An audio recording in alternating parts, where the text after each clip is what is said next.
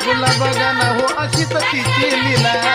पाठीशी ती उभी असताना कशाला कुणाला